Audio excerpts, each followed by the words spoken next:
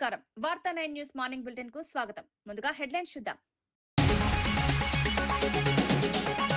El Niño ప్రభావంపై అధికారులతో సమీక్ష చేసిన పవన్ కళ్యాణ్. రైతులకు నీటి కొరత రాకుండా చర్యలు, కాలువల లీకేజ్ అరికట్టాలని సూచన, పంటల బీమాపై ప్రత్యేక దృష్టి పెట్టాలన్న పవన్ కళ్యాణ్.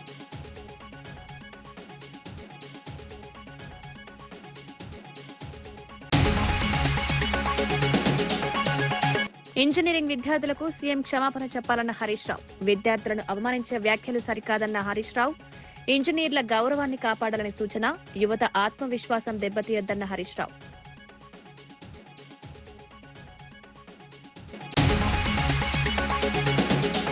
అప్పలరాజు కేసుపై చంద్రబాబును లక్ష్యంగా చేసుకున్న జగన్. ప్రమాదాన్ని హత్య కేసుగా మారుస్తున్నారన్న ఆరోపణ, రాజకీయ కక్షతో కేసులు, నిజం గెలుస్తుందని విశ్వాసం వ్యక్తం చేసిన జగన్.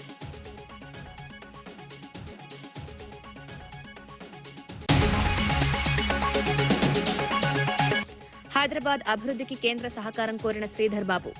మెట్రో ఫేజ్ 2 కు కేంద్రం మద్దతు, ఉప్పల్లో 76 కోట్ల పనులకు శ్రీకారం, దీర్ఘకాలిక నగరాభివృద్ధికి ప్రభుత్వం కట్టుబాటు.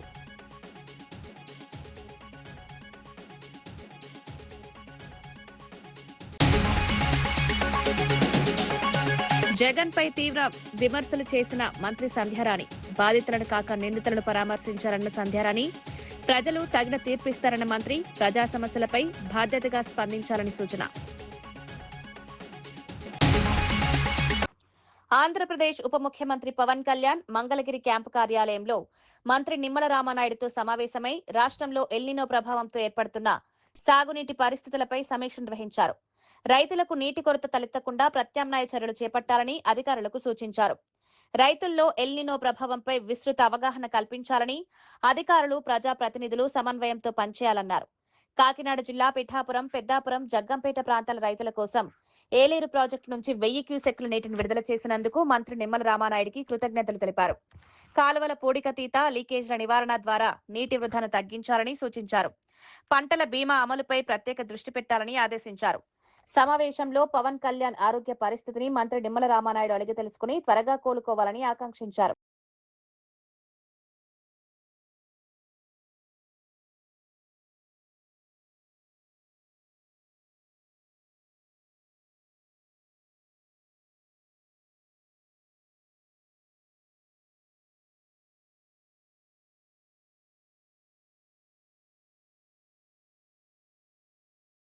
ఇంజనీరింగ్ విద్యార్థులపై ముఖ్యమంత్రి చేసిన వ్యాఖ్యలను బీఆర్ఎస్ ఎమ్మెల్యే హరీష్ రావు తీవ్రంగా ఖండించారు.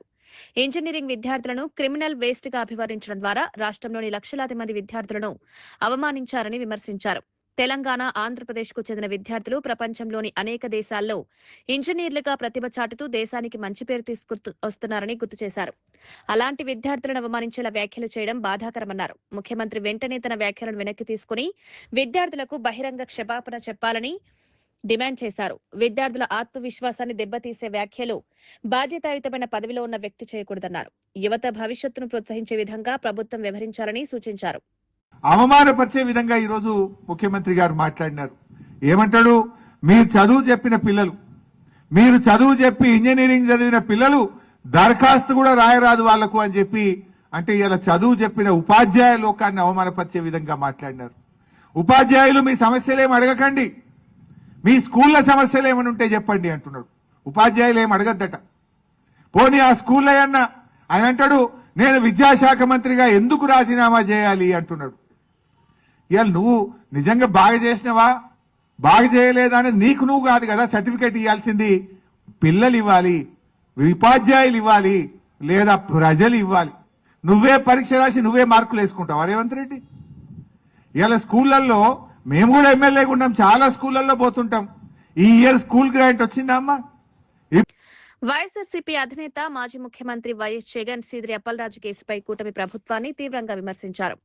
సీదిరి అప్పలరాజు 10వ తరగతిలో రాష్ట్ర స్థాయి ప్రథమ ర్యాంకు సాధించి స్వయం కృషితో వైద్య విద్య పూర్తి చేసి డాక్టర్గా ఎదిగారని గుర్తు చేశారు. అలాంటి వ్యక్తి రాజకీయ జీవితాన్ని దెబ్బతీయాలనే ఉద్దేశంతో ఒక ప్రమాద ఘటనను హత్య కేసుగా మార్చే ప్రయత్నం జరుగుతోందని ఆరోపించారు.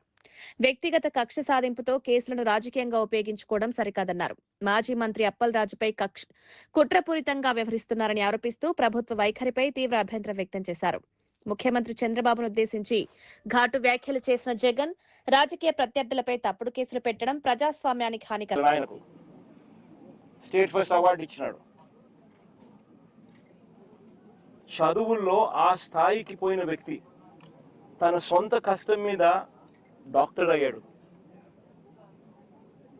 లోకేష్ మాదిరి డొనేషన్ కట్టి స్టాన్ఫోర్డ్ లో సీట్ తెచ్చుకోలా.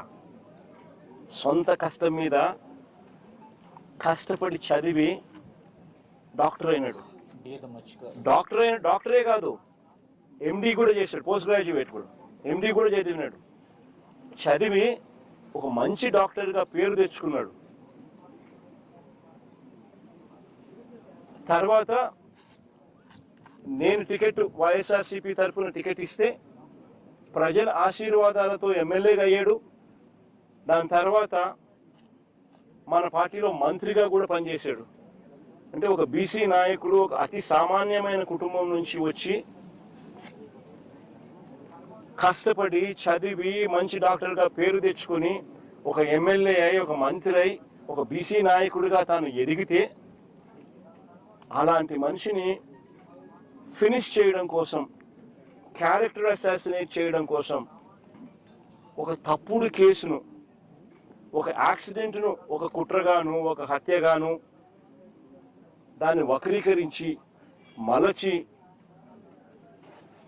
తన కెరియర్ను నాశనం చేయాలని, తన క్యారెక్టర్ను అసాసినేట్ చేయాలని, అప్పలరాజును నాశనం చేయాలి అని చెప్పి ఇంత దుర్మార్గపు ఆలోచన, ఆ దుర్మార్గపు ఆలోచన చేసే దాంట్లో కూడా కనీసం ఈ 18 ఏళ్ల పిల్లాడు, ఈ పిల్లోడి జీవితం నాశనం అవుతుందని కూడా కనీసం చంద్రబాబు నాయుడు ఆలోచన చేయడం లేదంటే నిజంగా అడుగుతా ఉన్నా. 80 ఏళ్ల వయసు వస్తా ఉంది చంద్రబాబు నాయుడు. మనిషి అన్నం తింటున్నాడా, గడ్డి తింటున్నాడా అని అడుగుతా ఉన్నా. సీజేపీ చీఫ్ అభిజిత్ దీప్ కే సంచలన ఆరోపణలు చేశారు. బీజేపీలో చేరాలని తనను కొందరు బెదిరిస్తున్నారని మీడియా సమావేశంలో పేర్కొన్నారు. బీజేపీలో చేరితే తనకు, తన కుటుంబానికి మంచిదని సూచిస్తున్నారని, దేశ ప్రధానమంత్రి, కేంద్ర హోంమంత్రి స్థాయిలో ఉన్న నాయకులు తనలాంటి యువ నాయకుడిపై ఒత్తిడి తేవడం సిగ్గుచేటని వ్యాఖ్యానించారు. ప్రజాస్వామ్యం, విద్యార్థుల భవిష్యత్తు, విద్యా వ్యవస్థ కోసం పోరాటం చేయడం తప్ప అని ప్రశ్నించారు. ప్రజాస్వామ్య విలువలను కాపాడాలని కోరడం నేరం కాదని స్పష్టం చేశారు. తనపై వస్తున్న ఒత్తిళ్లకు తాను భయపడబోనని పేర్కొన్నారు. ఈ సందర్భంగా బాబా రామ్దేవ్ ఉత్పత్తులను నిషేధించాలని కూడా డిమాండ్ చేశారు. अगर डेमोक्रेसी के लिए लड़ना संस्कृति खराब करना है, अगर सरकार से सवाल करना संस्कृति को खराब करना है, अगर अपने फ्यूचर के लिए लड़ना संस्कृति को खराब करना है, और अगर अपनी पढ़ाई के लिए लड़ना संस्कृति को खराब करना है, तो हम संस्कृति खराब कर रहे हैं। और मैं कहना चाहूंगा बाबा रामदेव जी से कि सर, पतंजलि के जो फॉल्टी प्रोडक्ट्स बन रहे हैं ना, वो जो खराब हो रहे हैं, पहले उस पर ध्यान दीजिए। उस पर तो सुप्रीम कोर्ट भी बोल रही है उनको बैन कर दो। वो जो आपकी खराब प्रोडक्ट्स है, पहले उस पर ध्यान दीजिए आप। संसद में कल जो है राहुल गांधी ने डिमांड की अमित शाह जी का इस्तीफा, किसके कहने पे गोलियां चलाई गई उसका जवाब मांग रहे थे, आप क्या कहें? मुझे लगता है इसका आंसर तो बहुत ही क्लियर है। अमित शाह जी के कहने पर ही गोलियां चली होंगी। दिल्ली पुलिस जो रिपोर्ट करती है वो अमित शाह जी को ही करती है, और अगर अमित शाह जी को इसका पता नहीं होगा तो फिर तो होम मिनिस्टर का फेलियर है।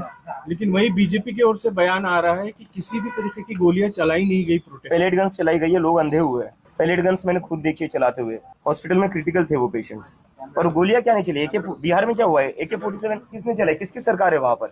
मतलब देश के बच्चों के ऊपर तुम AK-47 चला रहे हो। एक टाइम था इस देश में AK-47 चलाई जाती थी आतंकवादियों पर, अजमल कसाब पर। जब पार्लियामेंट पर अटैक हुआ था तब AK-47 चलाई जाती थी। आज AK-47 चलाई जा रही है स्टूडेंट्स पर। కల్లూరులో నిర్వహించిన సత్తుపల్లి క్లస్టర్ ప్రజా దర్బార్లో సుమారు 3500 దరఖాస్తులు స్వీకరించినట్లు రాష్ట్ర రెవెన్యూ, హౌసింగ్, సమాచార, పౌర సంబంధాల శాఖ మంత్రి పొంగులేటి శ్రీనివాసరెడ్డి తెలిపారు. వీటిలో 1800 ఇందిరమ్మ ఇళ్లు, 500 రెవెన్యూ సమస్యలు, 200 పెన్షన్లకు సంబంధించినవి వెల్లడించారు.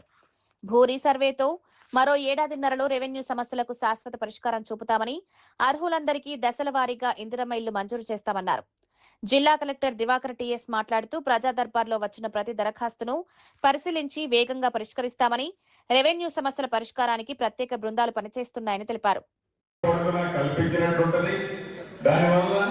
ఖర్చు కూడా కట్టుకునే వాళ్ళకి కొంచెం వెనక ముందు లేట్ అయినా ఖర్చు కూడా రీజనబుల్ అవుతుంది అని ఈ ప్రభుత్వం ఆలోచించి ఈ విడతల వారిగా ఇచ్చే కార్యక్రమాన్ని చేపట్టడం జరిగింది.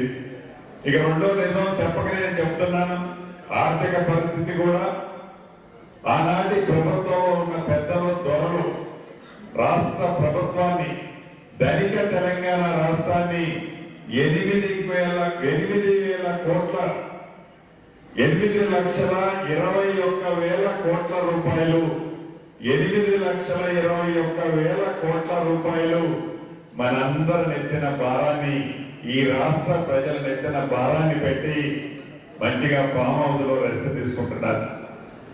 ఏదో అప్పు ఉంది, ఆ అప్పు కట్టలేగానే మేము కింద పడుతున్నాం, పేదోళ్ళకి ఏ సంక్షేమ కార్యక్రమాలు ఇవ్వం, అభివృద్ధిని కొట్టుపడేలా చేస్తామని ఈ ప్రభుత్వం అనకుండా తల తాకట్టు పెట్టైనా పేదవాడికి ఇచ్చే సంక్షేమ కార్యక్రమాలలో, రైతన్నులకి చేసే సహాయంలో, నిరుద్యోగ యువతులకి ఇచ్చే ఉద్యోగాల్లో, డాక్రా మహిళలు 1 కోటి మంది ఆడబిడ్డల్ని కోటీశ్వరులు చేసే కార్యక్రమంలో, దళిత గిరిజన మైనారిటీ బీసీ సోదరులకి ఇచ్చే సంక్షేమంలో ఈ ప్రభుత్వం ఎన్ని ఇబ్బందులు ఎవరు కల్పించాలని చూసినా ఒక్క అడుగు కూడా వెనక్కేయకుండా ముందు చూపుతూనే ఈ ప్రభుత్వం ఒడివడిగా ముందుకు పోతుంది. కాబట్టి ఏ ఎన్నికల రాష్ట్రంలో వచ్చినా, ఎక్కడ ఎన్నిక ఉన్నా తెలంగాణ రాష్ట్రంలో మారుమూల ప్రాంతాల నుంచి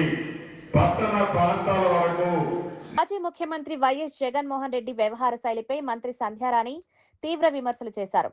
విషాద ఘటనలో బాధిత కుటుంబాన్ని పరామర్శించకుండా ఘటనకు బాధ్యులుగా ఆరోపణలు ఎదుర్కొంటున్న వారిని కలవడం వైఎస్ఆర్సీపీ నాయకత్వ మనస్తత్వాన్ని ప్రతిబింబిస్తోందన్నారు. ఇటువంటి చర్యల్లో ప్రజల్లో తప్పు సంకేతాలు పంపుతున్నాయని వ్యాఖ్యానించారు. ప్రజాప్రతినిధిగా బాధితులకు అండగా నిలవాల్సిన సమయంలో రాజకీయ ప్రయోజనాల కోసం వ్యవహరించడం సరికాదన్నారు. వైఎస్ఆర్సీపీ రాజకీయ వైఖరిని ప్రజలు గమనిస్తున్నారని పేర్కొన్నారు. ఇప్పటికైనా జగన్ తన తీరు మార్చుకోకపోతే రానున్న ఎన్నికల్లో ప్రజలు తగిన తీర్పిస్తారన్నారు. ప్రజల విశ్వాసం కోల్పోయిన పార్టీకి భవిష్యత్తులో ఒక్క అంకె ఫలితాలే మిగిలే పరిస్థితి వస్తుందని సంధ్యారాణి వ్యాఖ్యానించారు. కాబట్టి ఎందుకంటే వీళ్ళకి ఒక మానవత్వం గాని, ఒక మంచి మర్యాద కనిపించట్లేదు మనకు అక్కడ. ఈరోజు పరామర్శ అంటే అందరూ ఏం ఎక్స్పెక్ట్ చేస్తారు? ఖచ్చితంగా చనిపోయిన పేద కుటుంబం, యాదవుల కుటుంబం ఆ కుటుంబంకి వెళ్తారని ఎవరైనా అనుకుంటారు. కానీ సీన్ ఎప్పుడు రివర్స్ అయ్యింది. ఎప్పుడు మనకు తెలుసు కదా, ఇప్పుడు మడమ తిప్పుతూనే వెళ్తుంటాడు, మాట తప్పుకొనే వెళ్తాడు. ఇలాంటి మనిషిని అందుకనే 11 సీట్లు ఇచ్చి పక్కన కూర్చుని పెట్టారు. నెక్స్ట్ టైం ఆ 11 కూడా రావడమే కష్టమని ప్రజలు అనుకుంటున్నారు. క్లియర్గా మీరు వినండి. లేకపోతే సిగ్గు లేకుండా ఎయిర్పోర్ట్ నేనే కట్టానంటాడు. ఇంకా కలల్లోనే జీవిస్తున్నాడు ఆయన. ఉత్తరాంధ్ర అభివృద్ధి నేనే చేశానంటాడు. ఏంటది స్టీల్ ప్లాంట్ అంటే అది నేను తెచ్చానంటాడు. రైల్వే జోన్ అంటే అది నేనున్నప్పుడే జరిగిందంటాడు. ఇదంట ఆయనప్పుడు శంకుస్థాపన చేసాడట. శంకుస్థాపన చేస్తే శిలాపలకాలు వేస్తే అభివృద్ధి కాదు, డబ్బులు తీసుకొచ్చి పనులు చేపిస్తే అభివృద్ధి. అంతేగాని 2 సంవత్సరాల నుంచి ఎంత కష్టపడి ఇక్కడ చంద్రబాబు నాయుడు గారు, అలాగే దీన్ని పూర్తిగా మానిటరింగ్ చేసుకున్నటువంటి మా సోదరుడు రామ్మోహన్ నాయుడు గారు, వీళ్ళంతా కష్టపడి ఇది పూర్తి చేస్తే ఈయనేమో ఇష్టానుసారం కబుర్లు ఆడుతున్నాడు. అబద్ధాల పత్రికలు, అబద్ధాల ఛానల్ ఆయనకున్నంత వరకు ఇలా అబద్ధాలు మాట్లాడుతూనే ఉంటాడు. ప్రజలు కూడా నమ్మే ప్రసక్తులు లేరు. మాజీ మంత్రి BRS MLA Jagadish Reddy Kaleshwaram project నిర్వహణపై కాంగ్రెస్ ప్రభుత్వాన్ని విమర్శించారు. ఎల్లంపల్లి నుంచి మిడ్ మానేర్ వరకు నీటిని తరలించే పంపులు, నందిమేడారం, గాయత్రి పంపులు అన్ని కాళేశ్వరం ప్రాజెక్టులో భాగమేనని గుర్తు చేశారు. ఇదే విధంగా కన్నేపల్లి మోటారును కూడా వెంటనే ప్రారంభించి కొండపోచమ్మ, బస్వాపూర్ వరకు నీటిని తరలించాలని ప్రభుత్వాన్ని డిమాండ్ చేశారు. సాగునీటి అవసరాలను దృష్టిలో పెట్టుకుని అన్ని పంపులను పూర్తి స్థాయిలో వినియోగించాలని సూచించారు. రైతులకు నిరంతర విద్యుత్ సరఫరా అవసరమని, కాంగ్రెస్ ప్రభుత్వం అధికారంలోకి వచ్చిన తర్వాత విద్యుత్ కోతలు పెరిగాయని ఆరోపించారు. గత ప్రభుత్వాల మాదిరిగా విద్యుత్ కోతలు విధించకుండా రైతుల ప్రయోజనాలను కాపాడాలని కోరారు. గాయత్రి పంపులు కావచ్చు, లక్ష్మీపురం దగ్గర ఉన్న గాయత్రి పంపులు కావచ్చు, ఇవన్నీ కూడా బాహుబలి పంపులు కాళేశ్వరం లిఫ్ట్ ఇరిగేషన్లో భాగంగా వచ్చి నిర్మాణమైనవే. ఈ వ్యవస్థ అంతా కాళేశ్వరం వ్యవస్థే.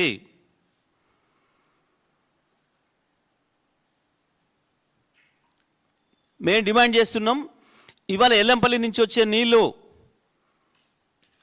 2-3 రోజుల్లో ఆగిపోయినా ఎందుకు అంటే అది కేవలం ఆ ప్రాంతంలో పడ్డ 100 కిలోమీటర్ల రేడియస్లో పడ్డ నీళ్లతోనే ఇవాళ ఆ వచ్చిన నీళ్ళని ఎత్తి పోస్తున్నారు.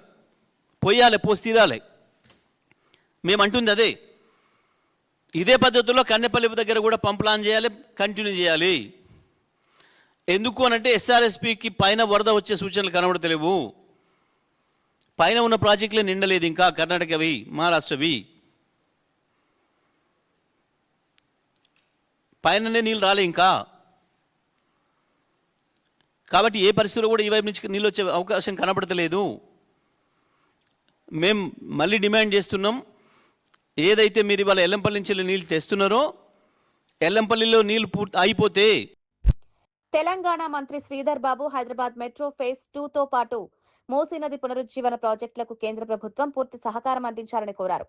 ఉప్పల్ నియోజకవర్గంలో 76 కోట్ల అభివృద్ధి పనులకు శంకుస్థాపన చేసిన ఆయన రహదారులు, డ్రైనేజ్లు, బస్టాప్లు, ఇతర మౌలిక వస్తువుల అభివృద్ధికి ప్రభుత్వం ప్రాధాన్యమిస్తోందన్నారు. ఉప్పల్, రామంతాపూర్, వెంకటరెడ్డి నగర్, చిల్కానగర్, చట్లపల్లి ప్రాంతాల్లో ప్రజలకు మెరుగైన సౌకర్యాలు కల్పించేందుకు ఈ పనులు చేపడుతున్నట్లు తెలిపారు. 2034 లక్ష్యంగా దీర్ఘకాలిక నగరాభివృద్ధి ప్రణాళికను అమలు చేస్తున్నామని వెల్లడించారు. వరదలు, డ్రైనేజ్ సమస్యలకు శాశ్వత పరిష్కారం చూపే దిశగా చర్యలు కొనసాగుతున్నాయన్నారు. ప్రజలకు నాణ్యమైన మౌలిక సదుపాయాలు అందించడం ప్రభుత్వ ప్రధాన లక్ష్యమని పేర్కొన్నారు. కేంద్రం సహకరిస్తే హైదరాబాద్ అభివృద్ధి మరింత వేగంగా ముందుకు సాగుతుందని శ్రీధర్ బాబు ఆశాభావం వ్యక్తం చేశారు. సెకండ్ ఫేజ్ కు సంబంధించిన మెట్రో రైల్ ని నిర్మాణానికి ఆలోచన చేయలేదు. ఈ రోజు సెకండ్ ఫేజ్ మెట్రో నిర్మాణ కార్యక్రమాలకి ఆలోచన చేసి ఒక ప్రణాళిక సిద్ధం చేసుకొని కేంద్ర ప్రభుత్వ పరంగా సహకారాన్ని కోరుతా ఉన్నాం. ఇప్పటి వరకు పూర్తి స్థాయిలో కేంద్ర ప్రభుత్వం నుంచి సహకారం రాకపోవడం చాలా బాధాకరం, దురదృష్టకరం. ఈ రోజు పెరుగుతా ఉన్న జనం, ఈనాడు జంట నగరాలకు సంబంధించిన నగరవాసులు ఒక ప్రాంతం నుంచి ఇంకో ప్రాంతం పోవాలంటే ఖచ్చితంగా ఫేజ్ 2 మెట్రో రావాల్సింది. అదే విధంగా మూసీ నది ప్రక్షాళనకు సంబంధించి కావాల్సిన నిధులు కేంద్ర ప్రభుత్వం ఇవ్వాలి. కాంగ్రెస్ జాతీయ అధ్యక్షుడు, రాజ్యసభ ప్రతిపక్ష నేత మల్లికార్జున ఖర్గే కేంద్ర హోంమంత్రి అమిత్ షాపై తీవ్ర విమర్శలు చేశారు. దేశవ్యాప్తంగా చర్చనీయాంశమైన పేపర్ లీక్ వ్యవహారంలో అమిత్ షా బాధ్యత నుంచి తప్పించుకోవడానికి ప్రయత్నిస్తున్నారని ఆరోపించారు. ఆయన ఎక్కడ ఉన్నా ప్రజల ముందు సమాధానం చెప్పాల్సిందేనని వ్యాఖ్యానించారు. విద్యార్థుల భవిష్యత్తుతో ముడిపడిన అంశాల్లో కేంద్ర ప్రభుత్వం నిర్లక్ష్యంగా వ్యవహరిస్తోందని మండిపడ్డారు.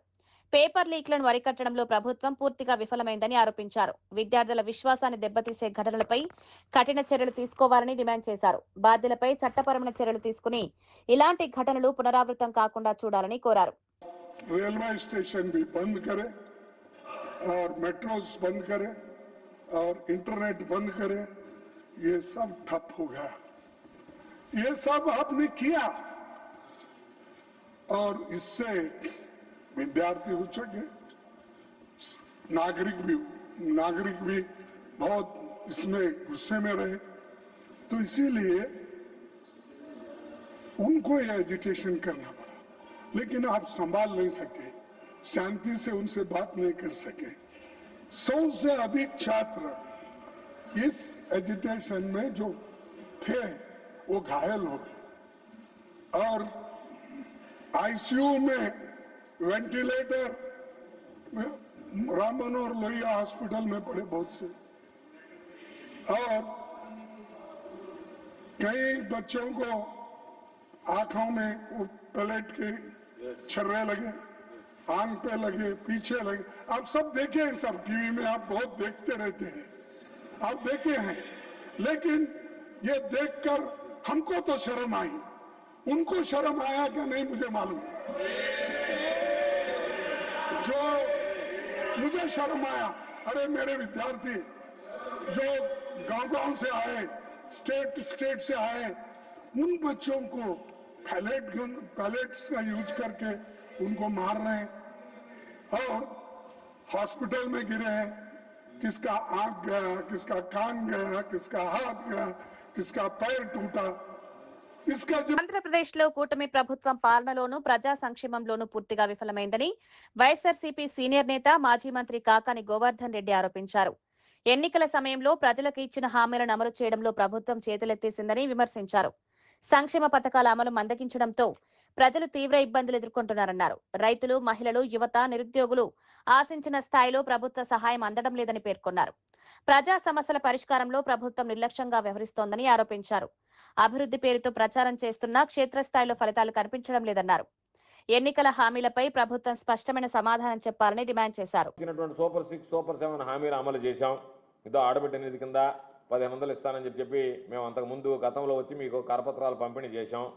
ఇదిగో ఈరోజు ఆడబిడ్డ నిధికి సంబంధించి 1500, 18,000 లెక్కన సంవత్సరానికి 2 సంవత్సరాల్లో ఈ 36,000 రూపాయలు మీ చేతుల్లో పెట్టాం. కాబట్టి మరలా మాకు మీ ముఖం, మీ నవ్వు మొహం చూపించడానికి వచ్చాము, చూడడానికి వచ్చామని చెప్పు.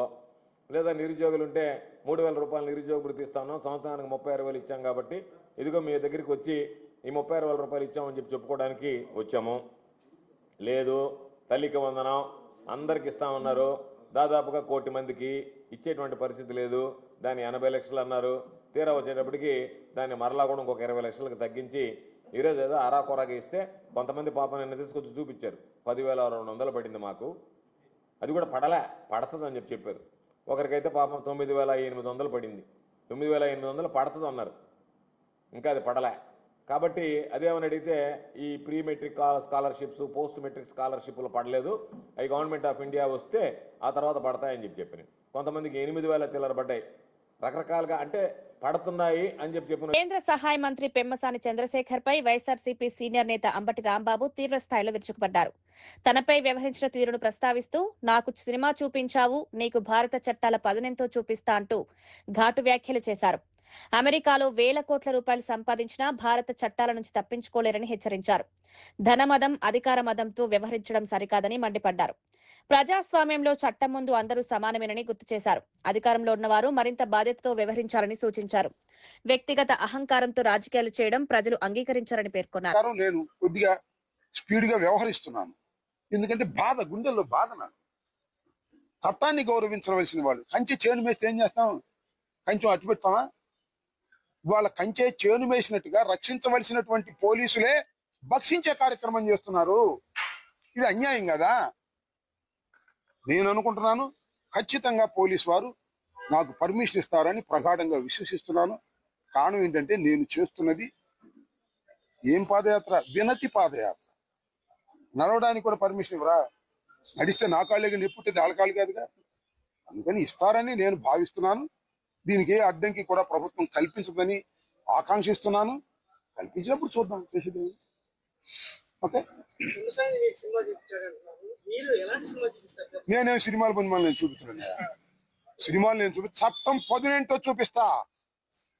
అమెరికాలో నివసించి, ఇందాక చెప్పా, అమెరికాలో నివసించి లక్షల కోట్లు గడించి ఇక్కడ ధన మదంతో పార్లమెంటు సభ్యుడయ్యి కేంద్ర మంత్రి అయితే చట్టం తన పని తాను చేయకోకుండా అడ్డం పడుతుంటే చట్టం 18 పెమ్మసానికి చూపిస్తా. సినిమాలు చూపించడం మా వల్ల కాదు. ఆయనే సినిమాలు చూపిస్తాడు. ఆ సినిమా ఎలా చూపించాడో చూసాం మనం. ఆ సినిమాలో నేను ఇంతకుముందు చెప్పా, ఎవడు హీరోనా ఎవడు విలనో అర్థమైపోయింది. వాళ్ళు విలన్ గా ఉండి సినిమా చూపించారు దానిలో. అంతే కదా. పెమ్మసానికి సంగారెడ్డి రూరల్ పోలీసులు ద్విచక్ర వాహనాల చోరీలకు పాల్పడుతున్న ముఠాను అరెస్టు చేశారు.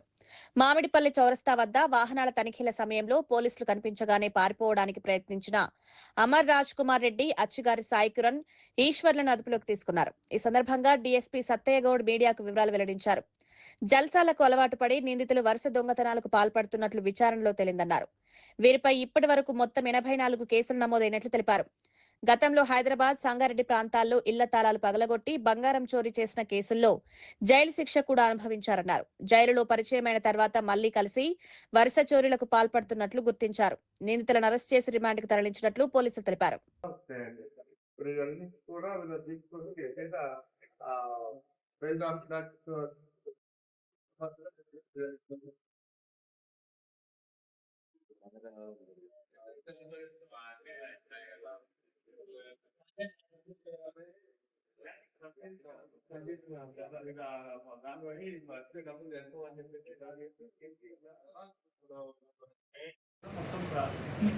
కేసులలో ఇతను ఇన్వాల్వ్ కావడం యాక్చువల్గా మనకు ఇప్పుడు ఆ రిసీవర్ కూడా మనకు మంచి రికవర్ ఉంటుంది. మంచి ఎవరికంటే ఇప్పుడు మన సమయపాలన వల్ల ఇతన్ని డిమాండ్ చేసి మళ్ళీ పోలీస్ కస్టడీ తీసుకొని అది అక్కడికి మళ్ళీ తదుపరి ఫర్దర్ యాక్షన్ తీసుకోవచ్చు.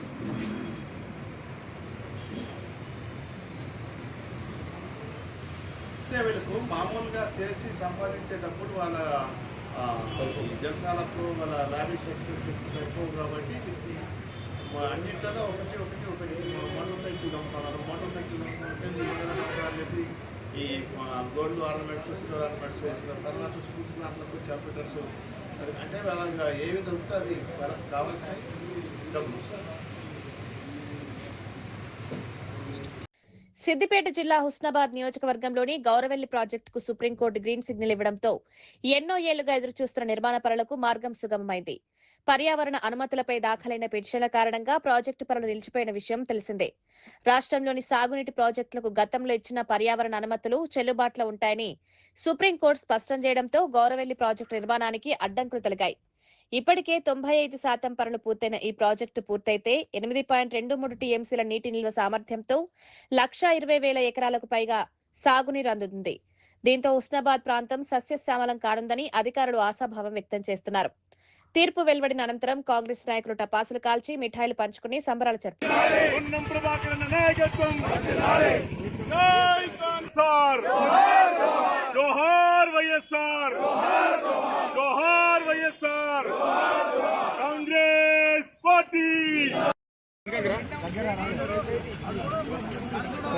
అన్న మీరు జరపకురే వాళ్ళది చేతులు పెట్టబడి పడతారు.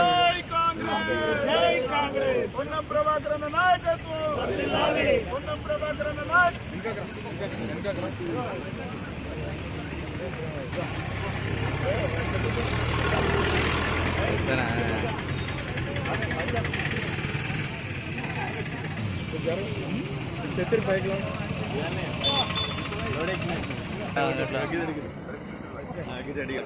Right right right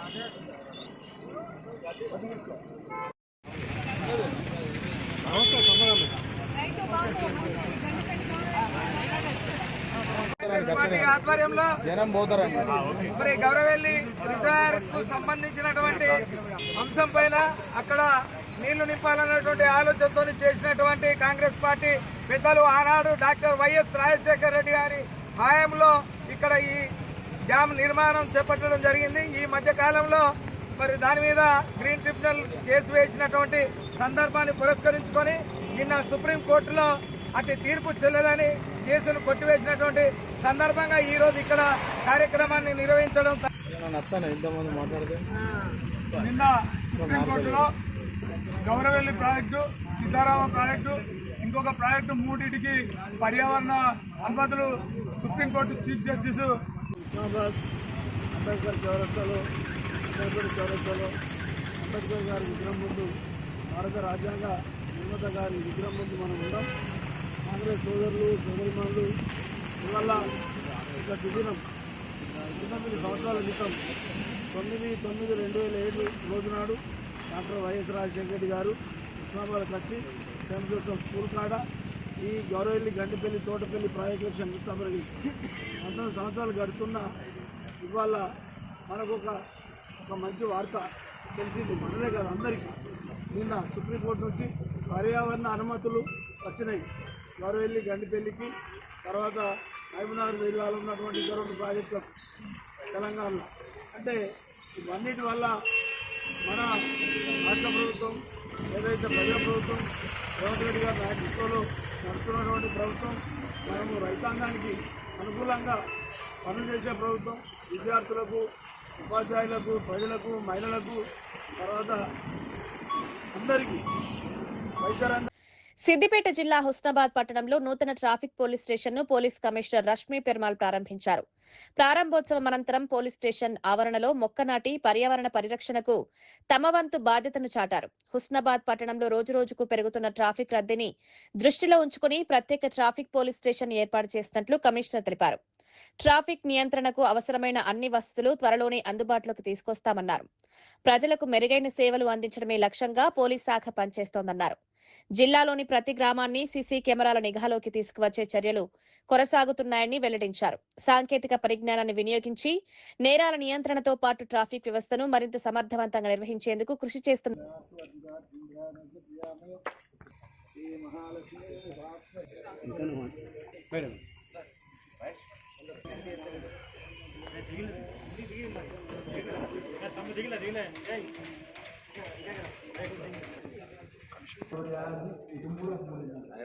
सूर्यादि सर्वाभां Shri Mahalakshmi Shri Mahalakshmi उपासमहे या पल्ले वसवो दीर्घमायु शुभं शुभम्.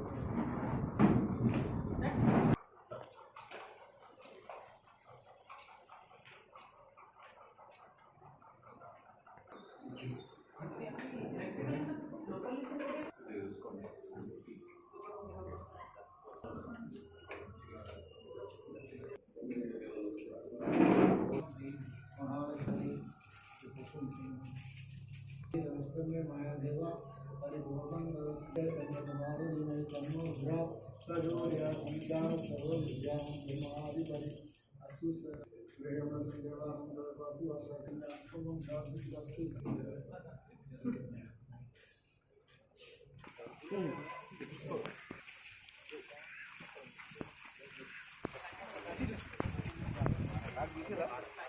తీసాం sir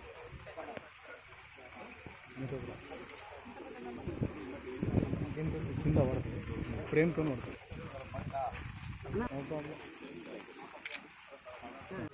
Husnabad traffic out post inauguration చేస్తాం జరిగింది.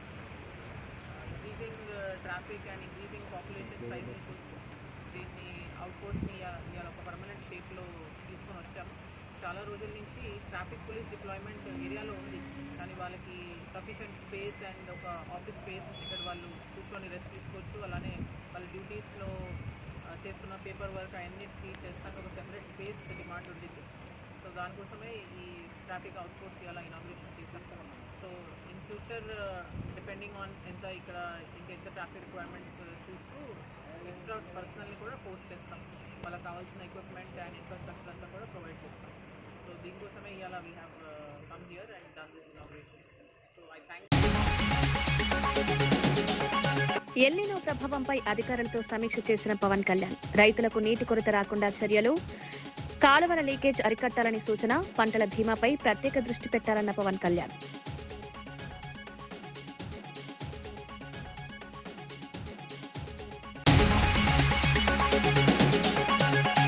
ఇంజనీరింగ్ విద్యార్థులకు సీఎం క్షమాపణ చెప్పాలన్న హరీష్ రావు. విద్యార్థులను అవమానించే వ్యాఖ్యలు సరికాదన్న హరీష్ రావు.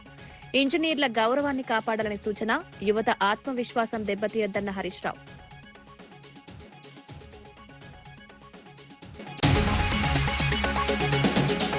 అప్పలరాజు కేసుపై చంద్రబాబును లక్ష్యంగా చేసుకున్న జగన్ ప్రమాదాన్ని హత్య కేసుగా మారుస్తున్నారన్న ఆరోపణ, రాజకీయ కక్షతో కేసులు, నిజం గెలుస్తుందని విశ్వాసం వ్యక్తం చేసిన జగన్.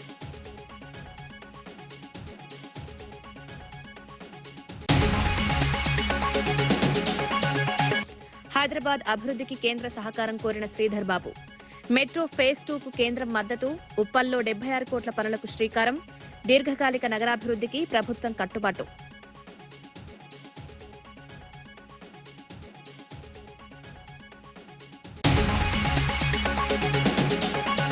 జగన్ పై తీవ్ర విమర్శలు చేసిన మంత్రి సంధ్యారాణి. బాధితులను కాక నిందితులను పరామర్శించారన్న సంధ్యారాణి. ప్రజలు తగిన తీర్పిస్తారన్న మంత్రి. ప్రజా సమస్యలపై బాధ్యతగా స్పందించాలని సూచన.